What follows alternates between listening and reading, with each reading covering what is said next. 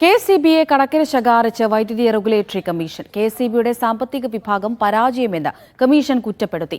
2023-24 വർഷത്തെ കണക്കുകൾ അംഗീകരിക്കുന്നതിനുള്ള പെറ്റീഷൻ പരിഗണിക്കവെയാണ് കമ്മീഷന്റെ പരാമർശം.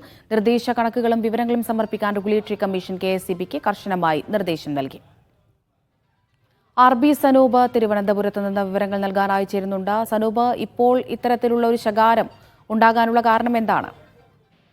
അമൃത, 2023-24 വർഷത്തെ കണക്കുകൾ സമർപ്പിക്കാൻ വേണ്ടി കമ്മീഷൻ കഴിഞ്ഞ പ്രാവശ്യം കണക്ക് സമർപ്പിച്ച സമയത്തിന് കൃത്യമായിട്ട് നൽകണമെന്ന് ആവശ്യപ്പെട്ടിരുന്നു. അത് പ്രകാരമുള്ള പെറ്റീഷൻ പരിഗണിക്കവെയാണ് ഇപ്പോൾ കെ.എസ്.ഇ.ബിയെ കണക്കിന് റെഗുലേറ്ററി കമ്മീഷൻ ശകാരിച്ചത്. കമ്മീഷൻ നേരത്തെ നിർദ്ദേശപ്രകാരമുള്ള ഒരു കണക്കുകളുമല്ല കെ.എസ്.ഇ.ബി സമർപ്പിച്ചത്. അതുകൊണ്ട് തന്നെ കെ.എസ്.ഇ.ബിയുടെ സാമ്പത്തിക വിഭാഗം പൂർണ്ണ പരാജയം എന്നുള്ള ഒരു പരാമർശമാണ് സംസ്ഥാന വൈദ്യുതി റെഗുലേറ്ററി കമ്മീഷന്റെ ഭാഗത്തു നിന്ന് ഉണ്ടായിട്ടുള്ളത്.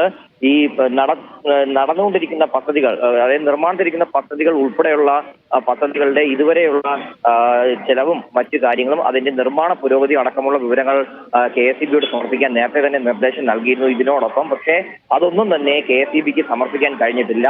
തുടർന്നാണ് റെഗുലേറ്ററി കമ്മീഷൻ കർശനമായിട്ടുള്ള നിർദ്ദേശം കെ.എസ്.ഇ.ബിക്ക് നൽകിയിട്ടുള്ളത്. 10 ദിവസത്തിനകം കൃത്യമായിട്ടുള്ള മുഴുവൻ കണക്കുകൾ ആവശ്യപ്പെട്ടിട്ടുള്ള മുഴുവൻ കണക്കുകളും സമർപ്പിക്കണമെന്നാണ് കെ.എസ്.ഇ.ബിയോട് നിർദ്ദേശിച്ചിട്ടുള്ളത്. ശരി.